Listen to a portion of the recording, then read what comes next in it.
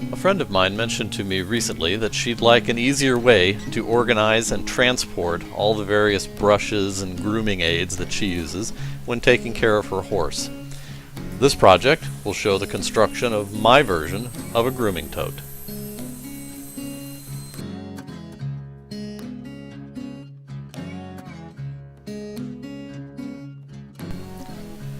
I started with eastern white pine to keep the weight of the tote down while still being sturdy.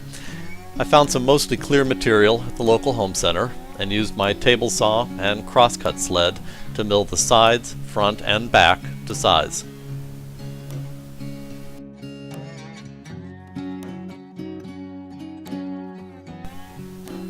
Going into this project, I wasn't quite sure what the sizes or shapes of the brushes would be, so I wanted to make a set of interior dividers to allow more flexibility. The dividers themselves were cut from some scrap 1/8 inch plywood that I had on hand.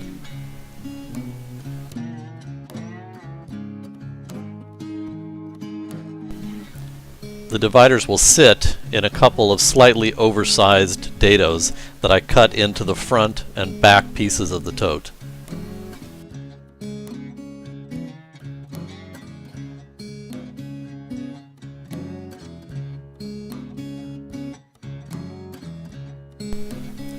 When I need to make something other than straight cuts, I typically use a template that I cut out of 1/2 inch MDF, and I use a router with a flush trimming bit to shape the material. A bandsaw could also be used here, of course, and getting one is definitely on my short list for tool purchases. To make the tote's sides, I measured the width, found the center point, and marked that.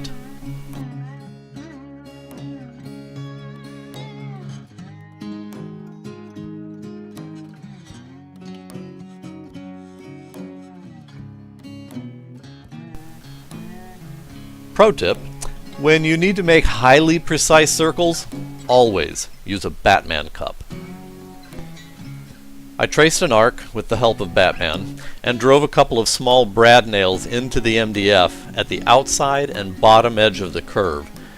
With those 2 points established, I could use a steel ruler to trace a curved shape onto the MDF. I then cut out a curve using a jigsaw and a wood rasp to knock down any high spots and generally refine the shape.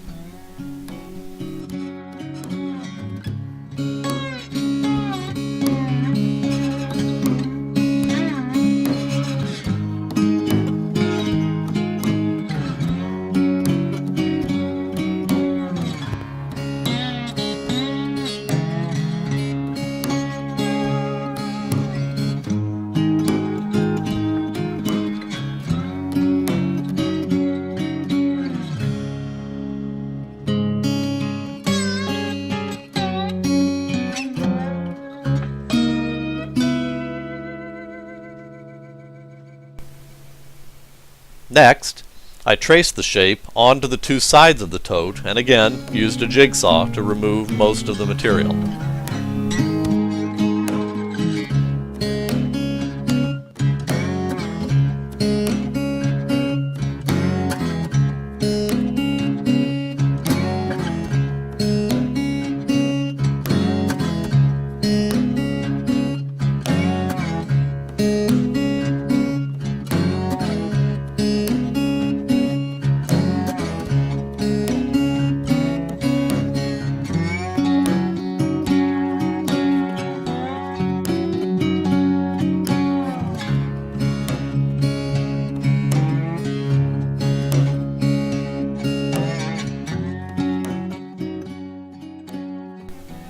Side note here, always wear appropriate protection when using your tools. Your hearing and your eyesight can't be replaced.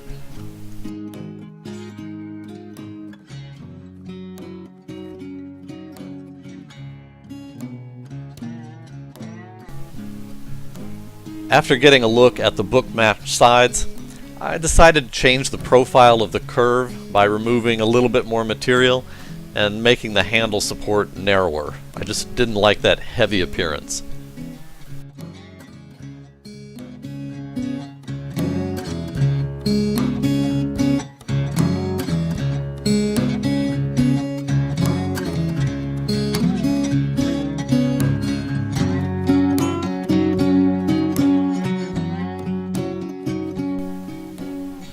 Once the first handle support was cut, I didn't need my template anymore, and I could shape the second side based on the profile of the first. This would ensure that my two sides would be an exact match to each other.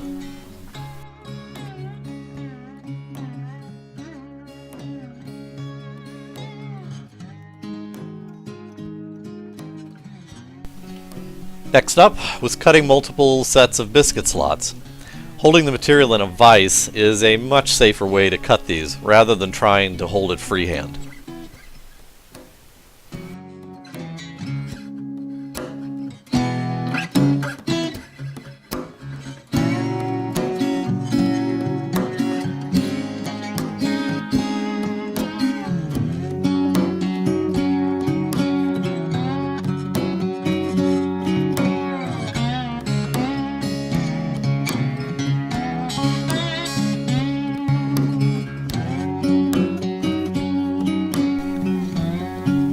The result of letting your attention wander is making mistakes. In this case, I cut a set of slots on the wrong side of the board, but I cut a couple of patches out of the same pine to make the mistake almost invisible.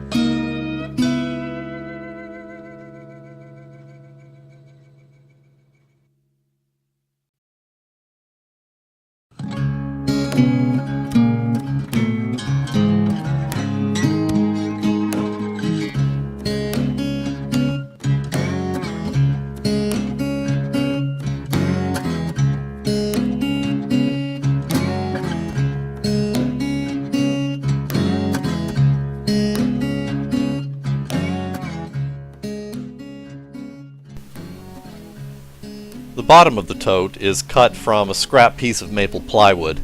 I ripped down and glued a couple of strips of pine to the plywood to hide the laminations.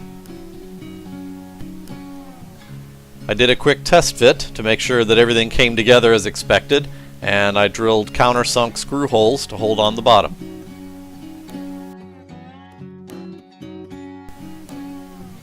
Off camera, I also drilled a couple of 3/4 inch holes in the sides with a Forstner bit to hold a piece of dowel rod that will eventually become the handle.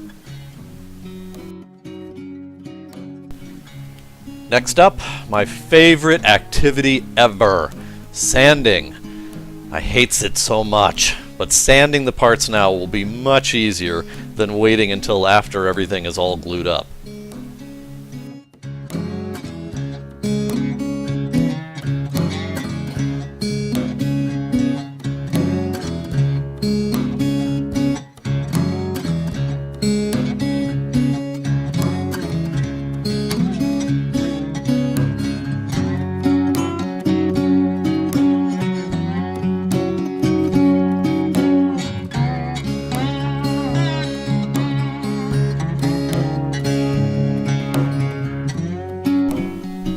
Assembly with the biscuits went pretty smoothly, with no surprises.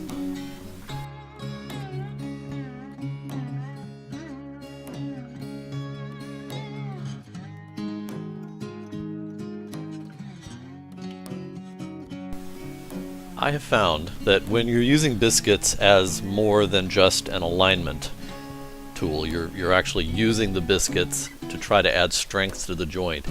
It's really important to soak them with glue. They're made of a pressed wood material that expands when it gets wet, and getting a tight joint really requires that you coat them liberally with glue.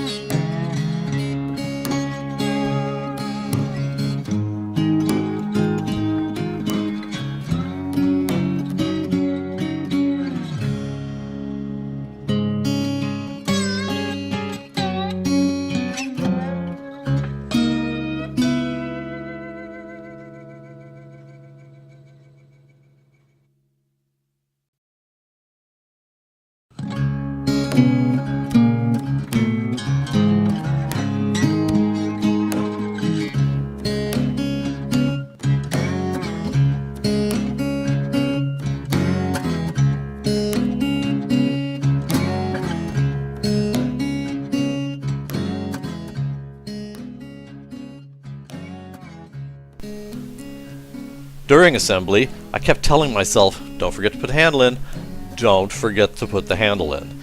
And after I started to clamp it up, I naturally forgot to put the handle in. Dummy.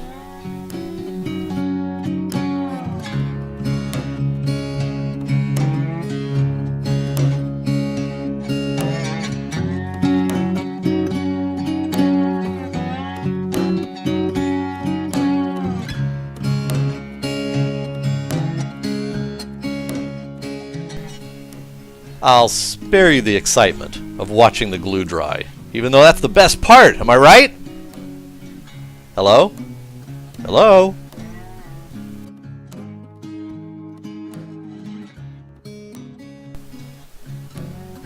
After everything was dry, I did a few touch-ups with a small detail plane, followed by some more finished sanding.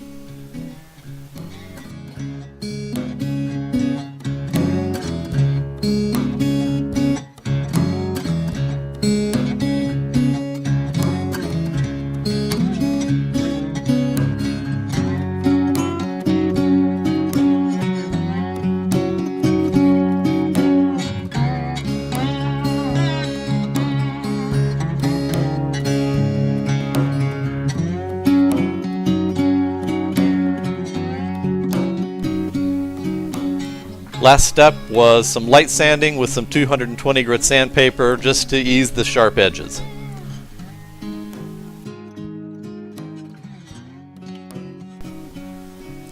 My friend decided to stain her new Tote to match the coloring of her horse.